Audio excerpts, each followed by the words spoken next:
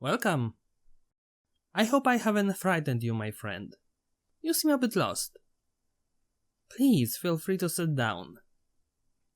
What's that? Oh no, I don't live here. This is a place where me and my friends have chosen to hold our meeting on this dark and lovely night. We are, for you see, the Nightmare Night Society, and we come together to exchange stories. The kind of stories that bring to mind pictures of delight as well as images of sorrow. But I can tell that you didn't come here for our sake. You are confused and just want to return home. Am I wrong? Tell you what. See these doors? Behind them, you'll find 6 rooms. And in each, you'll hear a story. Listen to them, and we will help you get home. Good luck and enjoy what's submitted for the approval of the Nightmare Night Society.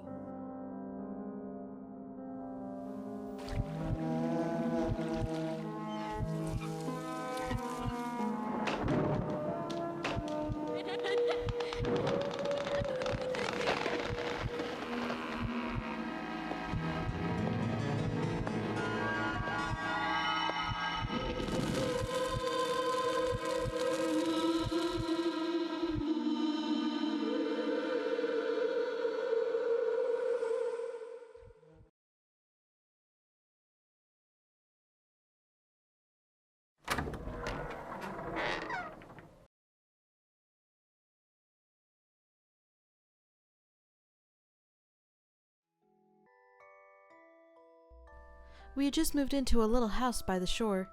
Storybook site. Quiet, friendly, and peaceful. It was a hot summer, and that meant, sooner or later, there will be storms. At first, I was worried. My daughter seemed to love it, even though she was only 3. It was the first big storm she'd ever seen.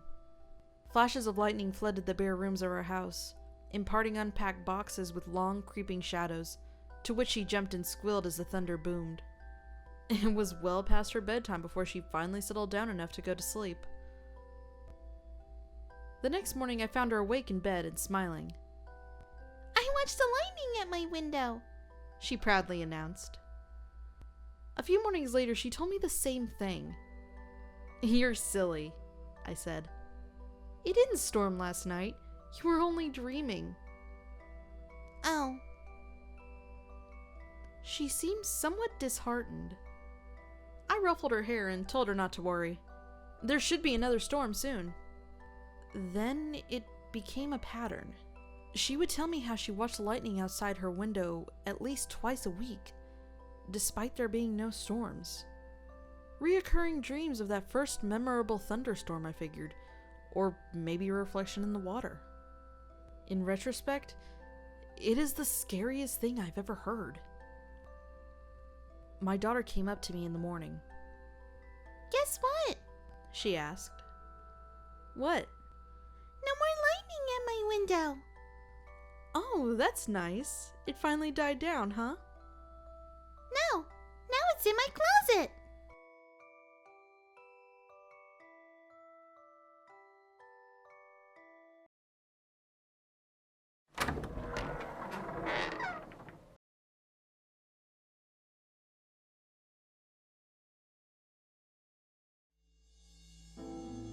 No one will come for you.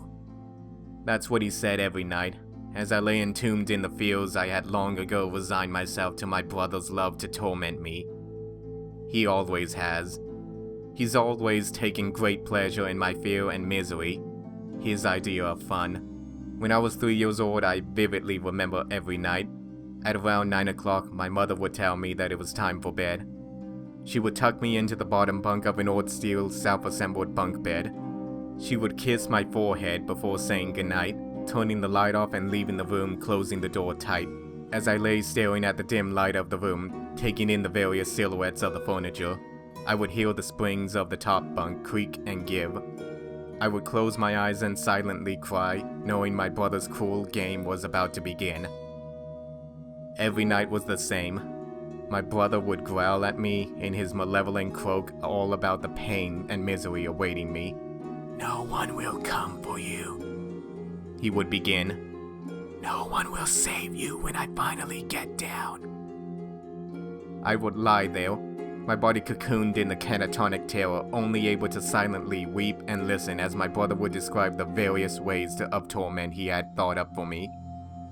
He would tell me that one day he would deliver on his threats, but for now, it was more for fun to just tell me what he had in store. My brother loves to torment me. This was my childhood up until I turned 7. My father decided that it was time to get rid of the bunk beds. He had bought them when my mother was pregnant. We lived in an old freestanding house. When my mother told my father she was expecting twins, she said he was so bursting with joy like a hyperactive full-on heartwarming Eve. He went out to the bed store that day and bought that damn steel bunk bed, saying it was the perfect solution for such a situation. Even though he knew the bunk bed wouldn't be used until we were at least 2.5 years old, he had our bedroom fully decorated and furnished, complete with bunk bed 2 months before we were born. I say we. Sadly, I was told my brother died whilst my mother was giving birth. So, I should say before I was born. I don't know much about what happened exactly. I'm very hesitant to ask my parents as the mere mention of the subject sends the two into tears and, well, it's just not spoken about in our home. I can't believe how well I still remember those days. I'm 27 now. I live by my own in our family home. I have an okay job and a beautiful collection of sleeping pills. I'm taking a whole bottle tonight. I'm going to finally sleep tonight.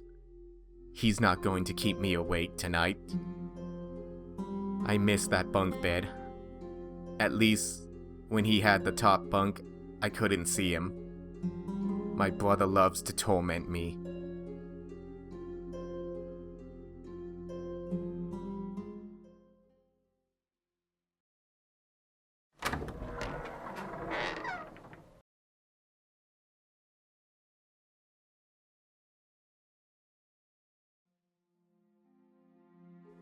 If you look carefully, you might notice that I'm adopted, but it never mattered to me. I love my family. I love my dad, my mom, my brothers, and sister. We live in a house that, for someone as small as me, looks huge. When they first brought me there, I was quite intimidated for some time and didn't want to leave the living room, unless I was with my mom. Then again, I wasn't even big enough to climb the stairs on my own yet. My mom is loving and gentle and often gives me treats, and Dad was a stern earth pony that wasn't above discipline, but he would never hurt them. He loves us and makes us feel safe. I love playing with my siblings. Early on, when I was afraid of sleeping alone, I used to sneak into my big brother's bed and sleep with him. Soon Dad moved my bed into his room. Once I became comfortable, we played all day in the house, in the yard, but we most loved to play on the beach. Whenever we do, Mom always tells us to clean ourselves before we come into the house. One night, I heard a noise. My brother was gone, and I looked all over the floor, calling for my parents, but found no one or hear a response. Then I saw it. The big creature holding my brother. I rushed at him. I wanted him to let go of my brother. The creature just pushed me away with a crooked grin and closed the door. I started scratching at the door, screaming, yelling for my parents, for anyone, whimpering, crying. Now I'm sitting here, helpless, looking at my 2 small paws.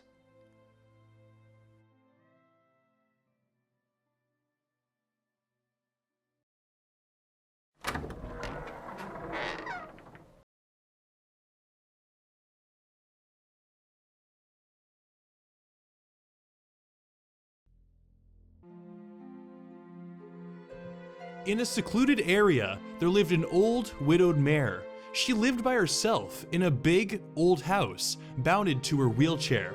She was an earth pony, and for a while now, she required the aid of a Pegasus carer who would visit her daily to help her with everyday tasks. What made it even more difficult was the fact that the 2 floors of the house were only connected by an old staircase inside. When the old mare needed to move between the 2, the carer would have to carry her frail body like an infant up and down the stairs. One day, the police received a call from the widow pony. There had been an incident. One detective managed to arrive early at the scene. Awaiting his backup, he decided to look over the crime scene. The ground floor was in total shambles. The detective couldn't tell if anything was missing or if it even was a break-in, at least at this point.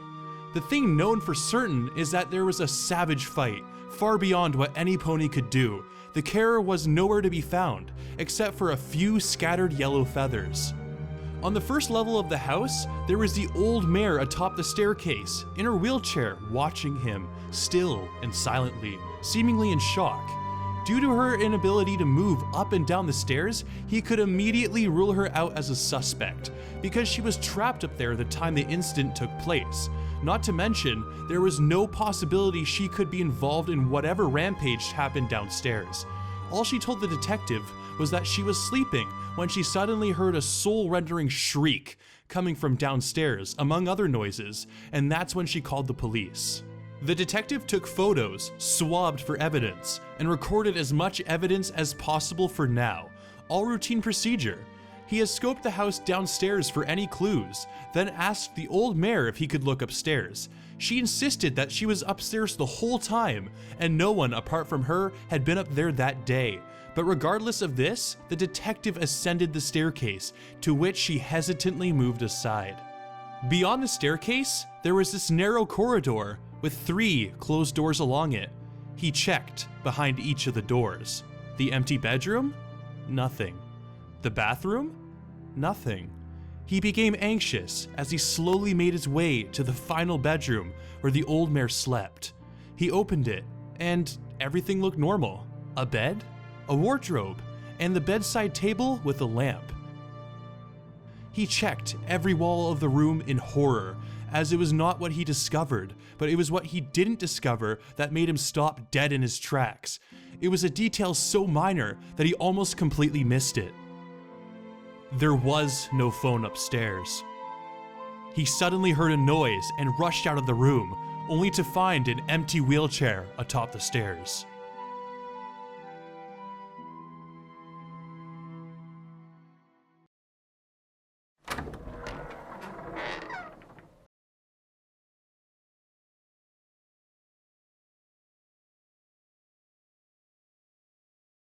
I've been lying down for hours now.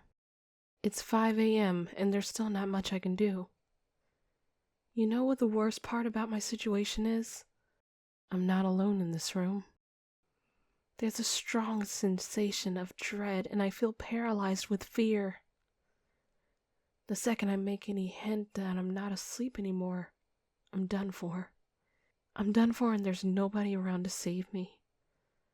I've been trying to think of a way out, but the only idea I have is to rush for the front door and scream for help, hoping that any pony hears me. It's risky, but if I stay here, it's waiting for me to wake up and see his masterpiece. You're probably wondering what's going on. I do tend to get ahead of myself sometimes. About 3 hours ago, I heard a noise from the other side of the house. I got up and went to check on the noise. Now I realize it was exactly what it wanted me to do. I got very uneasy and ran back to my room, hiding under the sheets like a filly. I tried to convince myself to go back to sleep, that it was just some really weird, vivid dream or something. But I heard my bedroom door open. Like a terrified foal, I peeked out from under my blankets to see what was going on. I could see something dragging its large body into the room. It was not a pony, I'll tell you that. It was hairless, with no eyes to tell or clothing. It walked with its back slouched, but this thing was much smarter than any animal. It was aware of what it was doing. It stood in the room with me, no more than 2 feet from my bed. With all my will, I tried not to look or give any signs of being awake. I was not moving. I tried breathing normally, but the hardest was trying not to look. It then started rubbing its hands on the walls, scratching them with its blunt but strong claws. It dug into the walls as if it were writing in sand. I could hear the clippings of the wood and paint falling onto the ground. I couldn't see in detail, but just the basic shapes brought me the feelings of despair, sorrow, and helplessness. This thing had made what it probably called a masterpiece. To finish it off, it scribbled a message into the wall that I could not read in this darkness. It then positioned itself under my bed waiting to strike. The scariest thing now is my eyes have adjusted to the darkness since then, and I can read the message on the wall. I didn't want to look at it, because it's terrifying to think about it, but I feel I need to see before it gets me. I peek at the creature's masterpiece.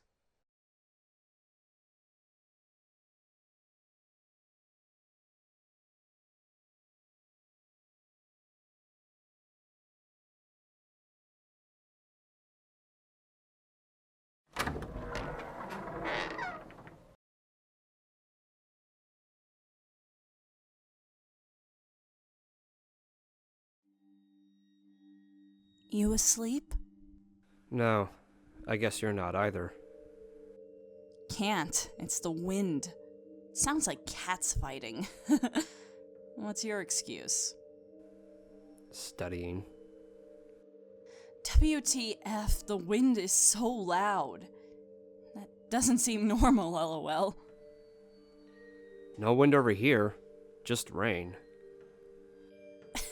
Lucky you. I need my beauty sleep. Damn right you do. What? You mean I look... Shit. Think I heard footsteps on the gravel outside. Get your dad to check it out. I'm home alone. The fam is on holiday, remember? I told you this. Really?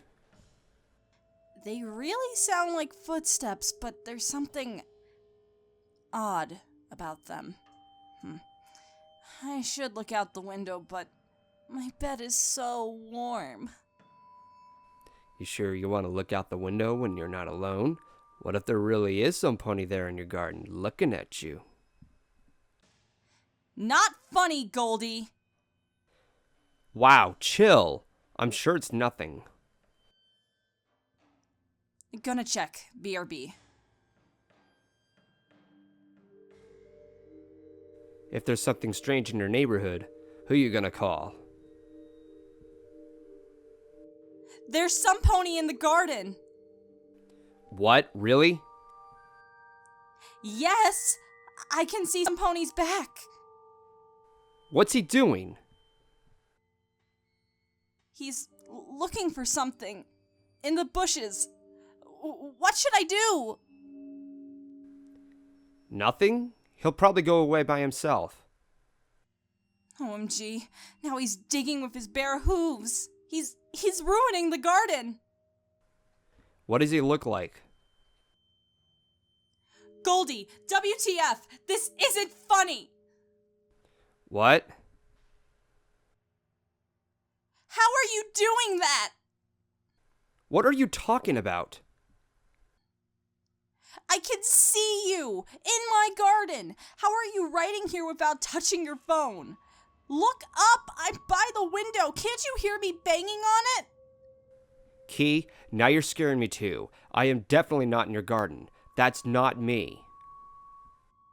Stop playing around. I can see your cutie mark. It must have been someone who looks like me. Honestly, Key, I'm at home. I wouldn't play around like that. It has to be a friend of yours, Goldie. Playing a sick prank. How could he have your cutie mark? Are you sure it was mine? Maybe it just looked similar from the distance. Is he even a Pegasus? He's digging again. For Celestia's sake, leave already! What the hell is this, Golden? I swear it's not me. Maybe it's a changeling or some kind of illusion spell. Fuck! He's seen me! Why is he smiling like that? He's coming! Call the cops. Key? Key, pick up. I've called the cops. I told them there's a break-in attempt at your place. They said they're on their way, but it'll take about half an hour. Key, are you there? It stopped. I can't hear anything. Really? Don't go out yet. Stay put until the police get here. What should I tell them if he's gone? Everything, Key. Everything you told me. I'm so glad it stopped. Can you come over in the morning, Goldie? I really need to see you. Of course, Key. I'll be there. Great. Can't wait. Key? Key, how do I know this is you? Key? Key? Key?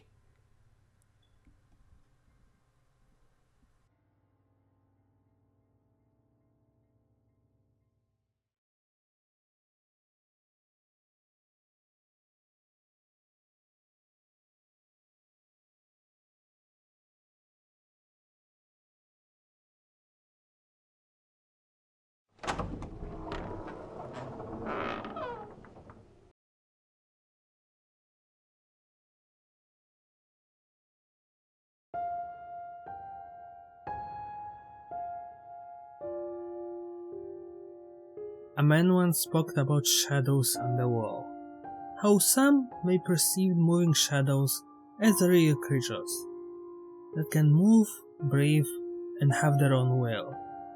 But let us stop for a second and ask for ourselves, what if it's true that these amorphous patches of darkened space on the wall possess life? Would that life be of their own, or merely a reflection of whatever casts it? Would they be simply retaining lives of others in hopes of gaining their own individuality, trying to make up their own lives, or would it be something different entirely? Then again, what if the opposite is true? The shadows are merely shapes on the wall. What if it's the wall that craves for a life?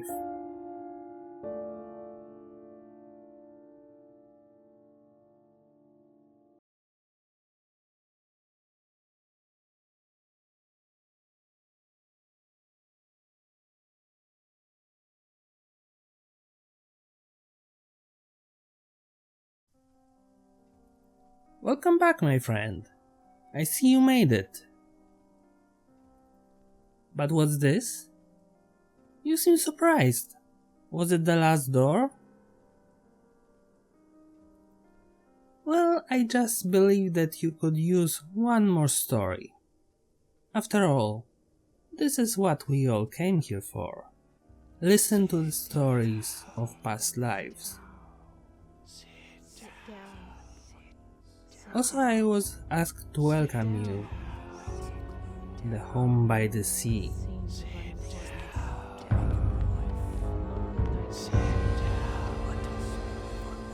go to make up for life.